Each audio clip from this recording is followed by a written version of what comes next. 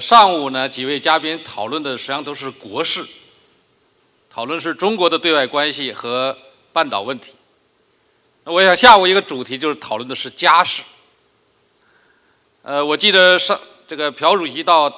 中央党校去访问，我跟他讲，我说中国有一句话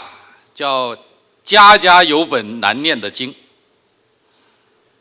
实际上，中国作为一个发展中的13亿大国，作为一个由传统社会向现代社会转型的一个13亿的大国，很显然，它面临的矛盾和困难，实际上是自古有现代国家以来恐怕都没有遇到的问题。过去我们的这个前总理温家宝先生曾经对中国的问题怎么看，曾经提出了一个惩处法的这样一个思想。他说，看中国的成就，如果你除以13亿，说中国的成就是不值一提的。因为尽管我们现在已经是世界第2大经济体，但是中国老百姓的人均收入还在世界100位左右，甚至连非洲的很多国家都不如。所以这样一个很贫穷的国家，这样一个贫穷的人口大国遇到的矛盾和问题，我想是迄今为止没有哪个国家有中国这么多麻烦。第二句话呢，就是讲中国的问题。他说，在中国尽管是一个很小的问题，但是乘以13亿，就是没有哪个国家所遇到或者所解决了的问题。所以因此看中国的下一步的，或者新政府之后的下一步的中国的社会改革，我想首先还是要对中国社会现在遇到的各种问题和这种问题的诱因要给予清晰的认识。讲中国的问题，我给它概括就是大的方面很稳，小的方面很烦。讲大的方面很稳，去到中国去，应该说这么一个大国，那么多人，在这样一个发展水平能够维持那么好的秩序，这是难能可贵的。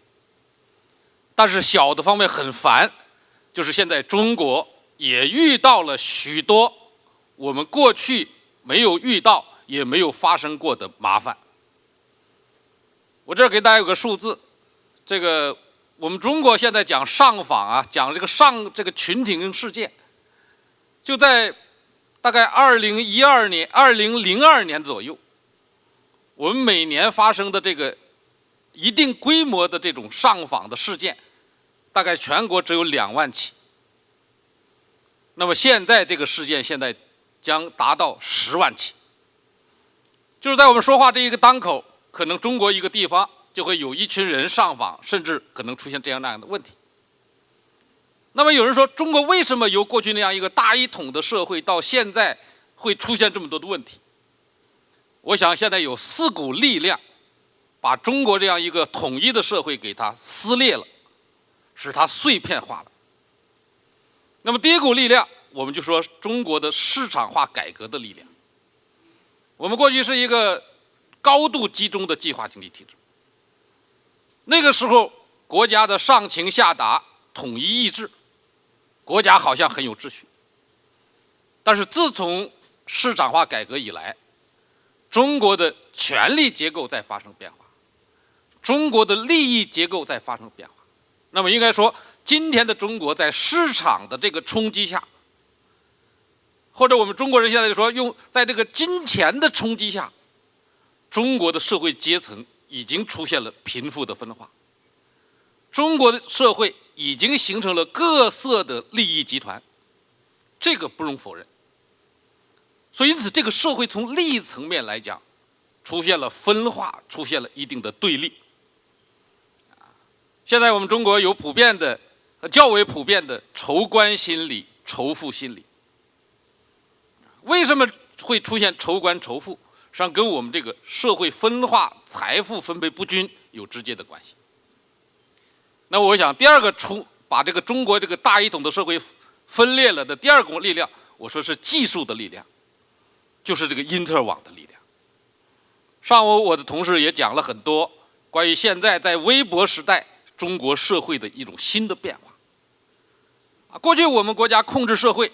往往是用信息不对称来控制社会的。我们有很多机密，实际上这个机密也不是什么机密，就是我知道，老百姓不知道。所以说，由于我知道你不知道，我占有信息的权威，我可以控制你。那么现在在一个微博的时代，在一个自媒体的时代，现在老百姓知道，政府不知道。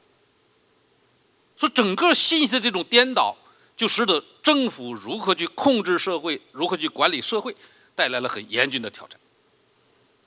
信息化带来了这个社会的自媒体化、个性化，使得这个社会结构扁平化。那么第三个冲击，我是认为是跨国冲击，就是国际势力的冲击。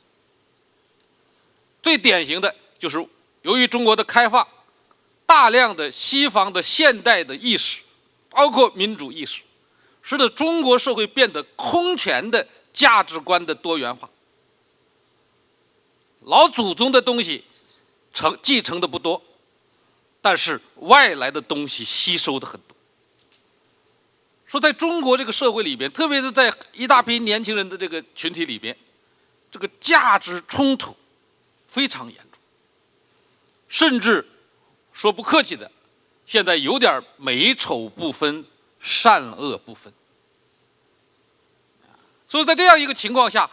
我们怎么样去引导一个多元化的、这个认同感下降的这样一个多元的这样一个社会价值群体？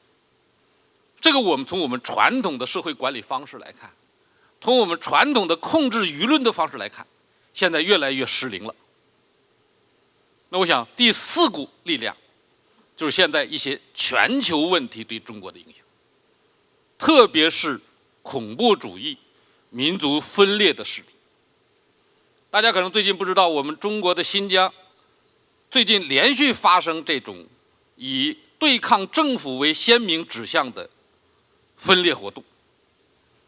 就去年，就是这个7·5事件的时候，当时是维族人对汉族人的仇杀，好像是个民族仇杀。那么这一轮的恐怖势力，明显的是针对的是政府，他已经不再分里边是不是汉族，是不是他的同族维族，只要看见是给政府谋利、政府做官，就去屠杀。中国是一个56个民族的国家，我想这个韩国最大的不同就是你是一个单一的民族，我是有56个民族。我们从心理上来讲，我们希望56个民族一条心，但实际上现在很难。我们不敢说56个民族56条心，我们不是这样。但是现在这个民族和解、民族团结的问题，是我们现在巨大的社会问题。说四股的这种我们原来意想不到的这种力量，就把中国的社会变得空前复杂。中国的社会冲突甚至比很多地方都要严峻，尽管现在是很多是隐性的，但是隐而不发的矛盾往往比爆发的矛盾更可怕。所以因此在这样一种已经碎片化了、分裂的社会里边，如何重新把人心拢起来，这个实际上需要巨大的社会改革和社会体制的创新。那我们现在以为要想把这种已经分散了的多元化的社会重新整合，我们认为现在最需要改革的就是3个重点的领域。第一，要改政府，就是你政府过去管了很多管也管不好、管也管不了的事情，现在你能不能把这些管不好、管不了的事情交给社会、交给市场、交给非政府组织？所以因此政府的简政放权，把政府打造成一个公共服务型的政府，现在迫在眉睫。第二，我们讲要重法治。我想越是一个多元价值的社会，用什么来统一人的思想？现在来看，找一个思想是不可能的，就是你让用一个思想去把大家统一起来是不可能的。那么用什么统治？我们认为，自人类有现代文明以来，依法治国法治面前人人平等。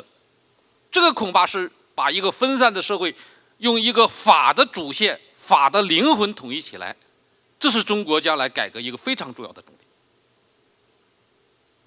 第三，就是要重视非政府组织的作用和非政府组织在社会自组织当中的不可替代的功能。那么，只有把这3个领域的改革进一步的推进，我们才能在这样一个多样化、多元化甚至多变化的这个社会里边，形成一条社会发展的主旋律，才能为我们的经济发展、对外开放乃至社会和谐奠定坚实的体制基础。我的发言就到这儿，谢谢。